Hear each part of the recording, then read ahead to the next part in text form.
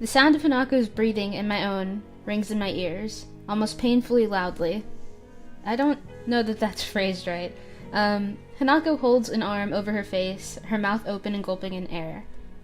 As I hold myself over her, suddenly my arms almost give way and my vision distorts, as if someone's grabbed it and pulled sideways. I let myself fall sideways onto the bed beside the panting Hanako, for fear of falling onto her instead. We both lie beside each other. My eyes try to focus on the ceiling, to not much success. Pulling a blanket over us to stave off the cold is all I can do. The only sound in the room is that of our breathing. We're both physically and emotionally exhausted, blah blah blah. Sorry, I just don't want to read certain things. Sorry. When it gets out of this, part of the story, I'll feel better about reading everything again. My vision slowly begins to return to normal as I continue to stare at the ceiling, but my limbs still feel like jelly. I try to concentrate on my chest and find its beat irregular and mildly painful. Oh gosh, this is a dangerous time. I have to think this through and not panic, lest I make my situation any worse. With a huge effort, I take control of my erratic breathing, forcing myself to make long, deep breaths. I count half a dozen before I start to feel physically calm again, and press my hand to my chest to assure myself. My heart beats back to normal. I'm okay. Oh, the situation wasn't romantic, so this doesn't, make it any better. I turn my face towards Hanako, who's already looking at me. Her expression looks pretty dazed, but underneath that, there's definitely a look of concern. She's realized what happened. I'm okay. Everything's back to normal. I find myself barely able to get the words out between breaths. I don't think sex would tire a normal body out this much, so I have no doubt my condition's at least partially at fault. Why did my body have to do this right now? All thoughts of my heart, though, are pushed aside as I see the wide smile forming on Hanako's face. As always, I smile back without another thought. Hanako's smile has always been infectious in its most childlike sweetness and earnesty, something that sets her apart from anyone else I know.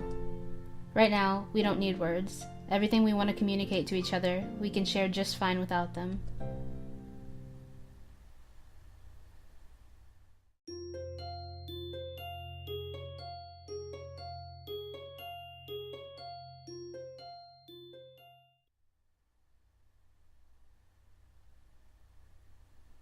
Alright.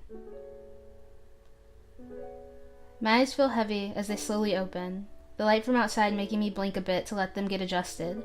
My body feels like lead and my head feels just as heavy. Waking up to an unfamiliar ceiling is an uncomfortable feeling. It reminds me of the first time I awoke to the dimpled white tile ceiling of the hospital.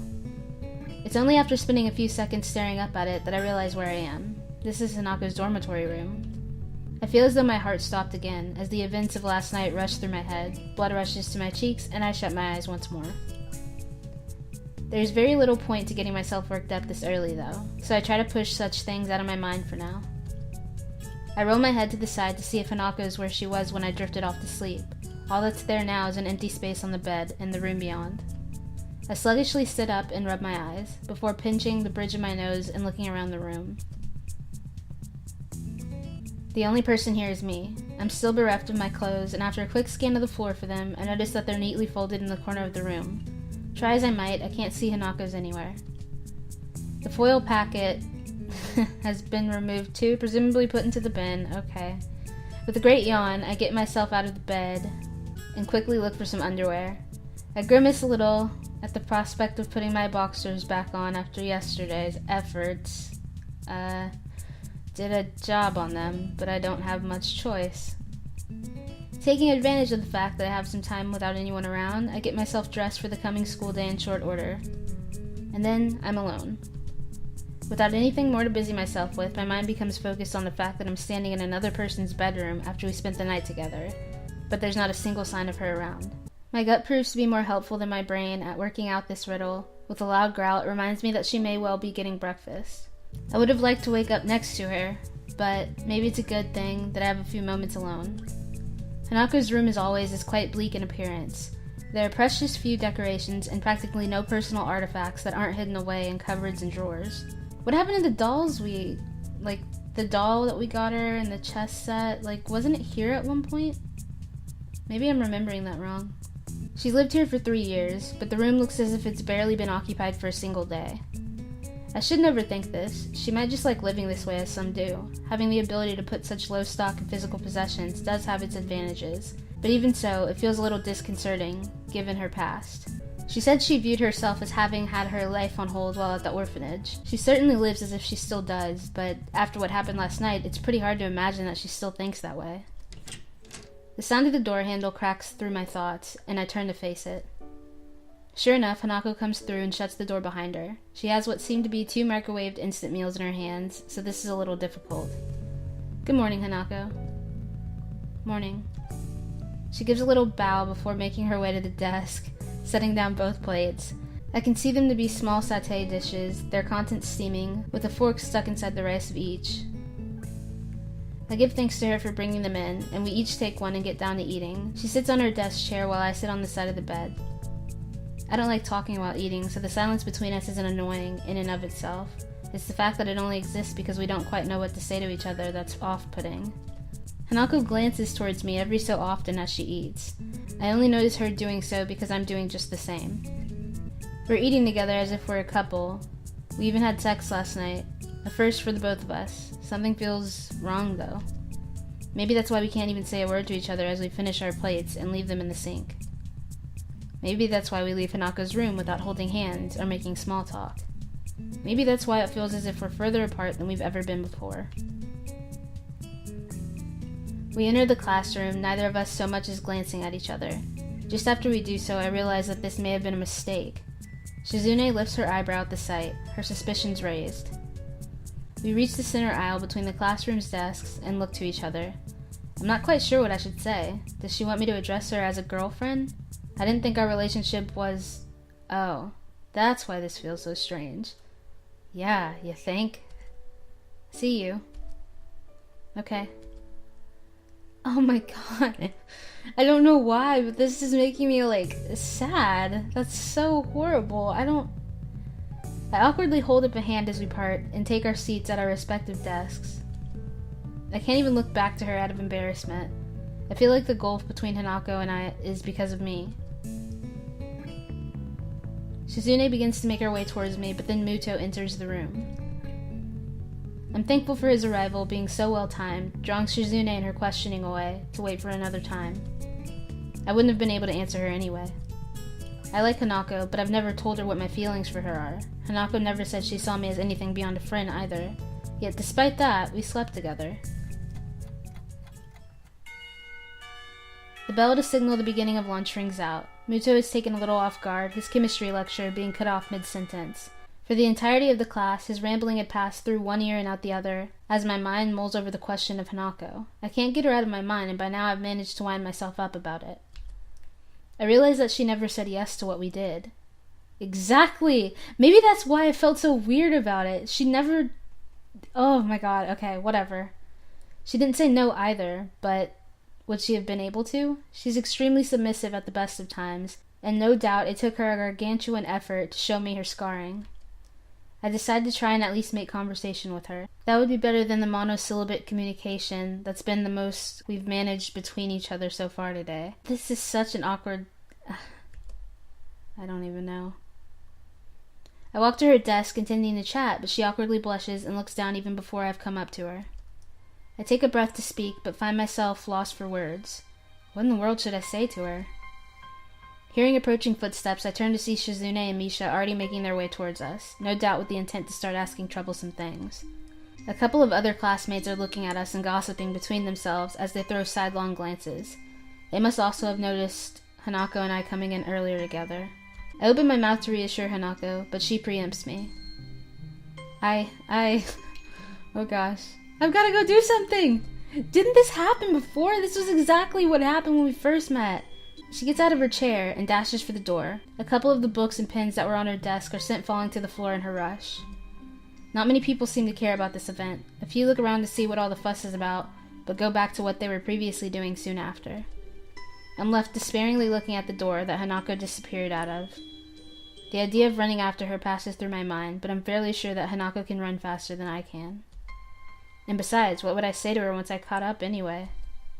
Eventually, I simply crouched down and began picking up the items that had fallen to the ground from her desk.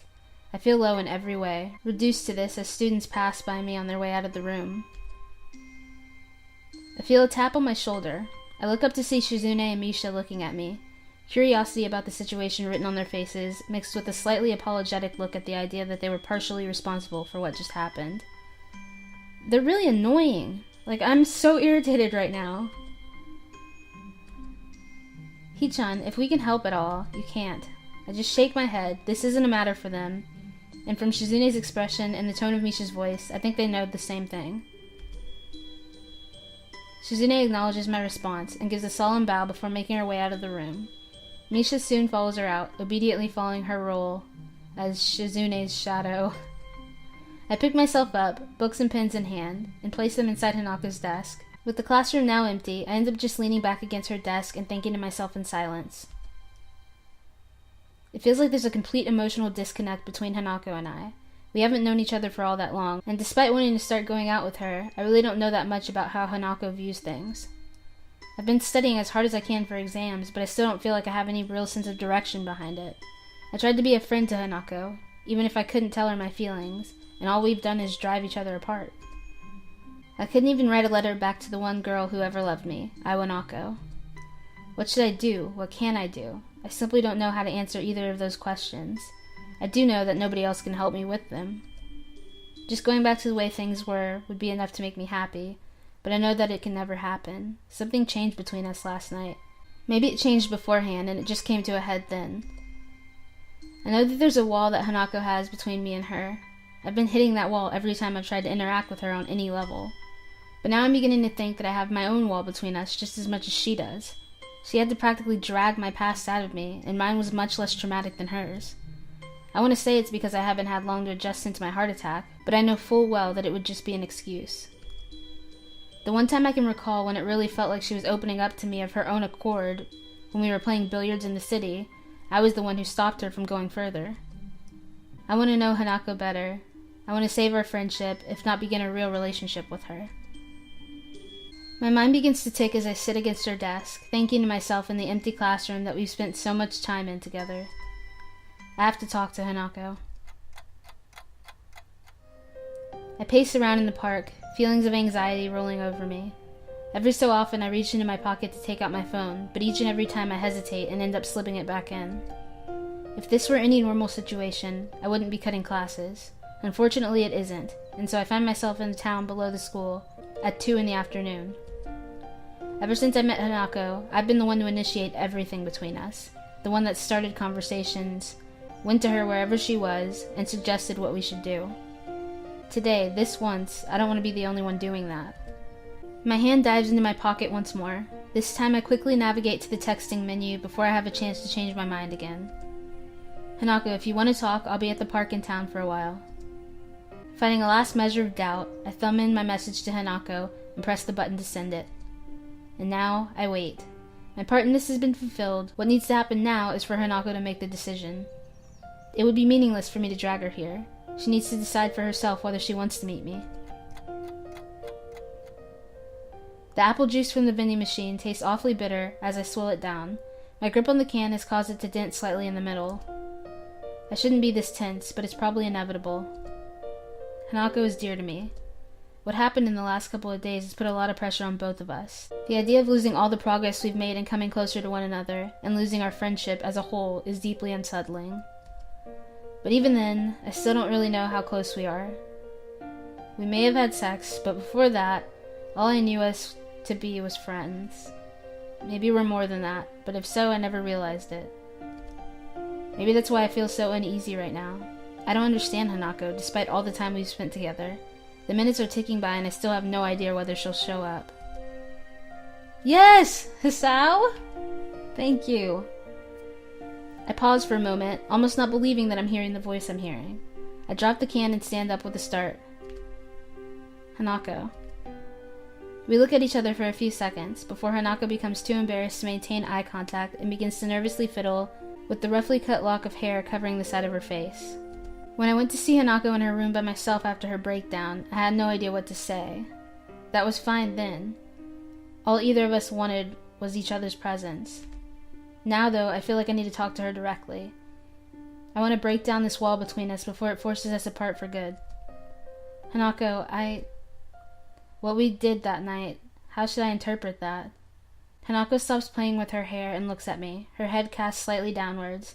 She looks ashamed, which is probably a good mirror of how I would look now if I weren't so concerned. I thought you might eventually go away if I was only someone you needed to protect. I thought that if I let you do that, you might see me as someone more than that. My first reaction is disbelief, but I did do it with her after all. I had plenty of opportunities where I could have stopped things, stepped back, and questioned what we were doing. In the end, though, I didn't. A horrible feeling rises in the pit of my stomach. She offered herself to me because of what she thought I wanted, and now it feels like I took advantage of her. She may have been willing, but only under false premises. I've never been good at hiding my emotions from physically showing, and now is no different. Hanako looks down once more, a strange mixture of depression, regret, and sickness written to her face. Thick silence hangs in the air, save for the breeze blowing through the trees around us. I knew you couldn't look at me that way. Hanako's words are said in a little more than a whisper, seemingly directed just as much at herself as to me. In what way? What do you mean? All I ever was to you. A useless person, just someone to protect. Someone like a child. I wanted to be more to you than that, but after so long, I got used to it. The tone of her voice is unlike any I've heard her use before. She sounds disgusted, not at me, but at herself. After I came out of my room, I saw that you had started drifting away. I felt like I was going to lose you because you wanted somebody you could have that kind of relationship with. You were more quiet in school than before, and you were getting on so well with Yuko, I thought that I might lose you. With Yuko? Yuko is the librarian, Hanako! She thought I was bored of her because I wanted a romantic relationship? But we're friends, right? I wouldn't just abandon you like that, even if what you're saying was true. Friendship was something I thought I'd given up on. I stopped believing in others after what happened after the accident. Before the accident happened, I got on well with people and other children. I didn't have many friends, but I didn't mind because I treasured the ones that I did have. Afterwards, though, I was called names by others and teased a lot. It hurt really deeply. The teachers tried to help, but they couldn't do much, and even many of them recoiled just at the sight of me. I don't understand, I can't see teachers doing that. You're supposed to be a role model for these students. I don't understand. If I were ever a teacher, which I don't want to be, but if I ever were, I would not do that. I don't understand. Just a lot of the things that happen to the people in this story or this visual novel or whatever, it just makes me really upset. Among those calling me names and teasing me were the ones that I thought were my closest friends. From then on, I believed that it didn't matter if nobody else acknowledged me. All my existence ever did was make people troubled. It was easier if I just didn't exist. But after meeting Lily, and then you, I tried, but I couldn't make myself think that way again. All that time, she didn't trust me. She thought, just like everyone else in her life had, that she was worthless. Someone to throw away once I got bored of being with her. That hurts. That's the one kind of person I never, ever wanted to be seen as, because I know better than most just how horrible it feels to be thrown away by those who I thought liked me. She's cracking from the memories she's bringing up. I feel useless, completely unable to console her. In a strange way, though, I'm almost thankful that she's allowing me to know this. The wall between us is going away, even if it hurts so badly to bring it down. Hanako, if you'd just told me... Was I wrong? Of course She wasn't. Hanako wasn't wrong. It's difficult to force myself to admit this, but I know trying to deny it is pointless. To me, and to Lily, she was someone we tried to protect. She had become to me what I'd become to my friends after my heart attack, a broken person. I liked her, possibly even loved her, but I never acted on that precisely because I thought she was so fragile. I mean, I don't look at you that way now. I got worried about you after what happened to you in class, and I thought I should try to protect you. When you locked yourself in your room, though, I got afraid. I thought you were rejecting me, and it forced me to think about different things. I wasn't rejecting you!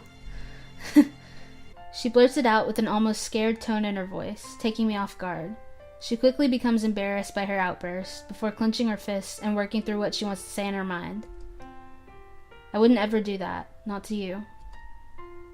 Even though I was scared, even though I tried to push you away, you still tried to get closer to me. I locked myself away because I was just a burden to you, to Lily, to everyone. Every birthday was the same. Everyone doing their best to pretend that I mattered. Everyone pretending everything was alright, for that one day of the year. I didn't want to exist, but they wouldn't let me. Even after meeting Lily, everything was the same. I was as useless as I'd always been, unable to do anything for her or for myself. I didn't want to be the same way, to you. Lily and I were completely wrong. From what she said, everything we did for her, it would have only made her feel worse. Even what little I thought I had right about her was a complete misjudgment. After you locked yourself in your room, I decided to try to work out my past as well, and sort out my future. I didn't know how to deal with the things I'd lost by coming to Yamaku, so I was trying to sort them out myself. I thought it would help us become better friends if I did that. Silence hangs in the air. I try to keep looking at her, but I can't. I feel really low, and though I want to apologize, I don't know how I possibly could. I hear her take a deep breath and only look back to her after hearing her drop to the ground. What? Okay, I shouldn't like that picture because she's sad, but it's very, very pretty. The sound of her crying breaks my heart. I know I'm responsible for this, and I know that I can't do anything to help her. If Hanako feels ashamed, then I feel all the more so. Okay, it's so cute! I rush to her as tears continue to roll down her cheeks, unabated, wrapping my arms around her. I don't care about how I must look anymore. I just want to be close to her right now. I'm sorry, Hisao. I've messed everything up. No, you didn't. It's fine. Everything's fine. I'm the one that should be sorry. I was meddling around behind your back and I never told you anything. I can feel my grip tightening on Hanako as my vision blurs. I can't be bothered trying to hold back now. I have to force my words out as a lump begins to stick in my throat. To tell you the truth, Hanako, I was scared. For the first time since my heart attack, I was really scared. Hisao? I lost so much when I came to Yamaku. I was depending on you, more than I ever thought I did. Even now, I still have that hole inside me. After losing my entire life and everyone I'd known, the thought of losing you as well. But I'm just a useless... You're my friend, Hanako. No, you're more than that. I love you, Hanako. I'm gonna cry. I love you so much that the thought of losing you frightened me so much. This is bad. I'm really letting all of this out. I can't bring myself to look at her face right now. I'm sorry, Hisao. I can't help feeling a bit happy. For so long, that's what I've wanted to hear. The last of the floodgates breaks, the sound of her crying permeating the air as her body jerks against mine. We hold each other tightly, connected more closely than ever in our shared grief and our shared happiness. I don't know how things are going to be like after this. Right now, though, I don't care. There's no other person in the world that either of us could possibly share these memories and emotions with. Nobody. After dropping the dirty can into the bin next to the bench, I take a seat beside Hanako. She puts away the handkerchief I gave her to clean herself up, which hasn't helped much. Then again, I doubt I look much more presentable. Even now, I feel emptied and a bit embarrassed after letting my emotions out in public like that. It's not a bad sensation, though. I think Hanako feels the same way, too. Have you calmed down a bit? Yes, thank you. For a while, we just sit and take our time before talking again to one another. We both need a little time to collect ourselves. The weather is nice at this time of year. Yeah, it is. Are we really going to sleep? I close my eyes for a moment, relishing the feeling of the sun's heat and the cool breeze against my face. The weather really is nice today. Really, really nice. You know, I don't really want to go back to classes right now. Do you?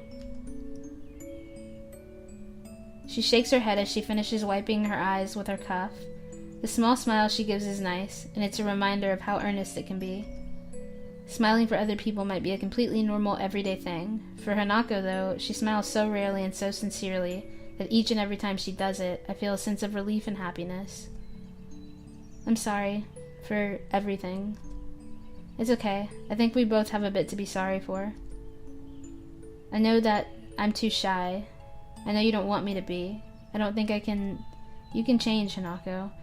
I know that because even in the time I've known you, you've already changed.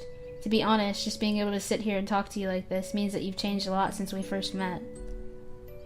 But I can't be like that for anyone else. I don't have any plans after school either. Hanako's confidence begins to slide down again, but I think that now I can finally talk to her as an equal. I can do it because I know that we're just the same in so many ways. Just give yourself time, and I think you'll be able to achieve what you want. No, I'm sure you'll be able to do it. I can see you've been trying, and I have faith in you. And you can depend on me if you feel like you need someone to support you, you know? But I can't ask that of you. You can, because that's exactly what I'm asking of you. I'm going through the same thing, you know? It's called love. Hanako smiles before I get off the bench and dust myself off. She does the same in short measure. I'm kinda hungry. Want to grab something to eat? She nods vigorously, the way she's smiling, the way she's acting, even just the general air she gives off. I feel as if this is the first time I've seen her genuinely happy. We both make our way onto the street, walking beside each other. Hisao? Yeah? I think I don't really understand you. I don't think I understand you either. I believe that's fine, though. There's not a single hint of despair in our voices. Not understanding each other is only natural. The walls we set up between ourselves couldn't possibly be broken down in a single day. But that's fine. As long as we take it day by day and try to understand one another, I think everything will be okay. As we walk down the street, though, Hanako's eyes flick to my face and back to the street repeatedly. Is something on your mind? You look restless. She slows before stopping completely. When I turn to meet her, she takes a long, deep breath, looking at my face intently. This expression, I saw it once before on her face. Just once, when I accidentally surprised her in a room. I think I have something I need to give you. What is it? You don't need to be evasive about it. I wanted to give you this for a long, long time, but now that I need to, it's too embarrassing. Don't worry, I'll accept it, whatever it is. She gives a sweet, bashful smile before taking my shoulder in her hand. Then please, accept my first gift to you, Hisao. Hanako?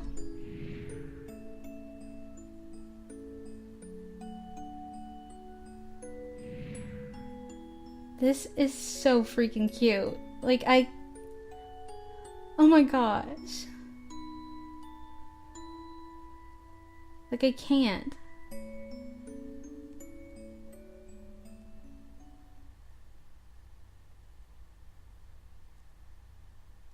What? Oh my gosh, you guys! This is over. I don't even know what to say. I thought it was freaking amazing. I can't believe how long it was, and the fact that it was free and it was that long. But wow, that was absolutely amazing.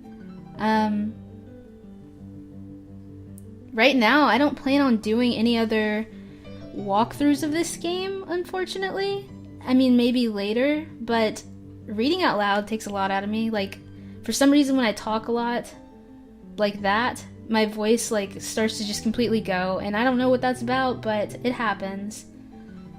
But yeah, I hope you guys enjoyed this.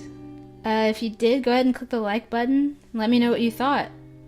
But I will see you guys in the next game that I choose to replace this with eventually.